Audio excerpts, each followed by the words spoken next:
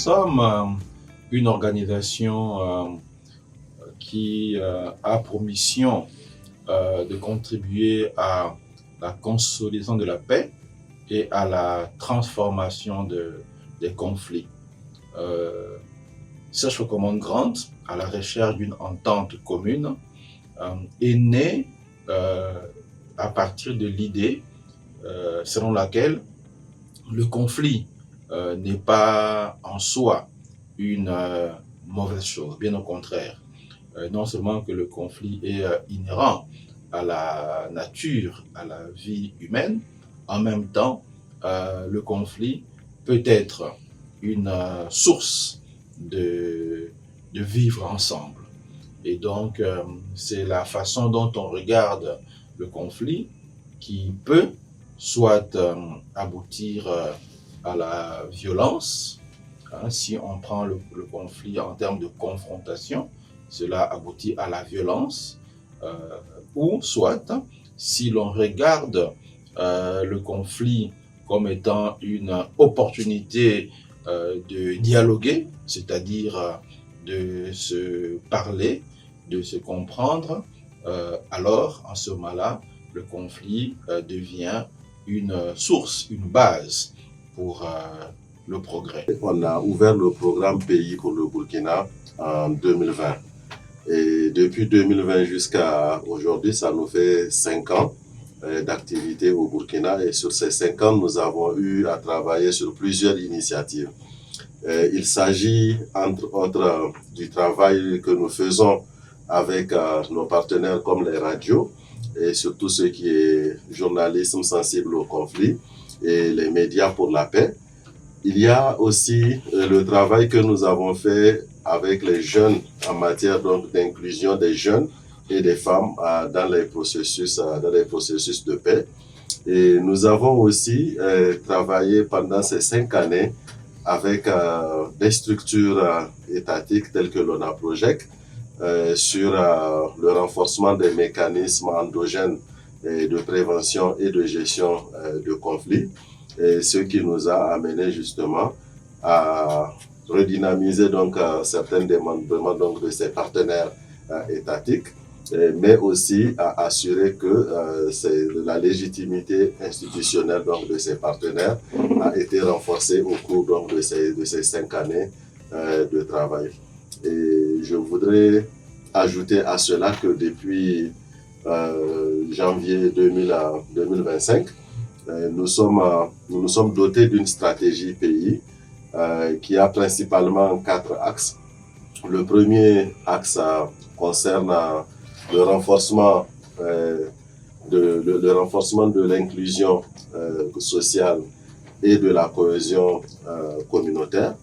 Le deuxième axe de cette stratégie porte sur l'autonomisation des jeunes et des femmes dans les processus de paix.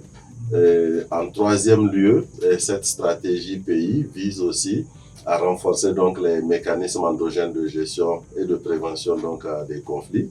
Et d'un quatrième point de vue, il s'agit pour nous de contribuer à renforcer la résilience communautaire.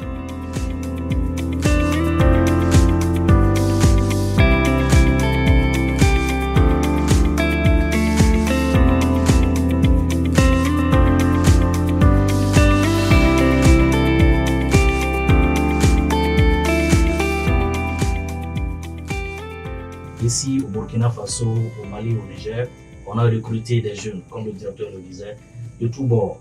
Des jeunes journalistes, des activistes, des gens qui sont administrateurs des réseaux sociaux, des organisations de femmes, des organisations de jeunes qui sont dans leur commune.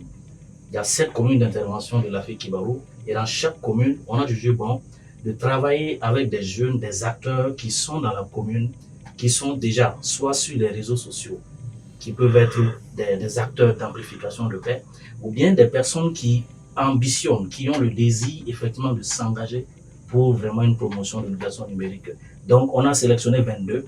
La sélection a été faite sur les réseaux sociaux, sur la page de Search for Common Ground.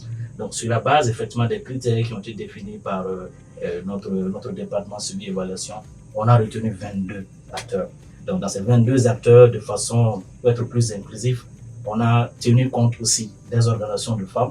On a impliqué le Conseil national de la jeunesse pour que ces jeunes, ces cybergardiens, ces jeunes ambassadeurs du digital, comme on l'appelle ici, parce que le concept cybergardien, c'est beaucoup plus anglophone. Donc ici, on a tropicalisé pour les appeler des jeunes ambassadeurs du digital. Donc, ils ont été formés, comme le directeur l'a dit, sur plusieurs thématiques. D'abord, renforcer leur capacité sur même c'est quoi le digital peace building, comment on peut produire du contenu pour essayer aussi d'amplifier la voix. Pas de façon concrète ou de façon franche, riposter à des cas de désinformation, mais comment produire du contenu alternatif pour contrebalancer un peu sur les réseaux sociaux.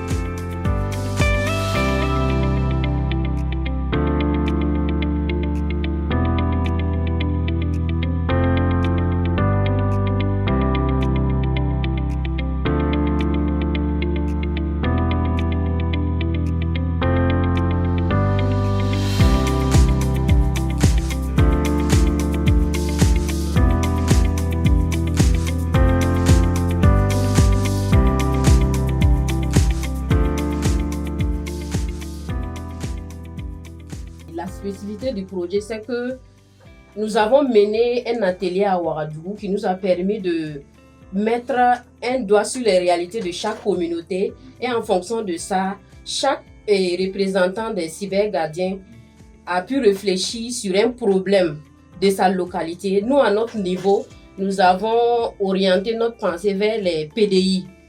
Et notre projet, c'est de réduire la méfiance à l'égard des PDI.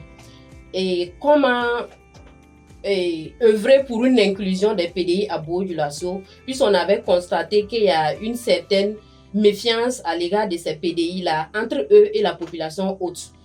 Donc, nous avons orienté nos actions envers eux. Nous menons des activités avec eux. Dans la première activité, c'était un parrainage avec 22 PDI et 22 cybergardiens. On a fait le parrainage et également on a eu à faire des formations avec eux sur les modules de lutte contre la désinformation et les discours de haine. C'est important que nous puissions continuer à assurer que notre présence ici au Burkina Faso, notre contribution ici au Burkina Faso réponde aux attentes des politiques au niveau national. Et enfin, le Burkina Faso est important parce que il y a ici une capitalisation d'expérience, pas seulement de la part de notre organisation, mais les pratiques locales, endogènes, existantes pour pouvoir gérer, résoudre, transformer les conflits ici peuvent servir non seulement au Burkina Faso, mais servir aussi pour d'autres pays où nous travaillons dans la région et à l'extérieur de la région.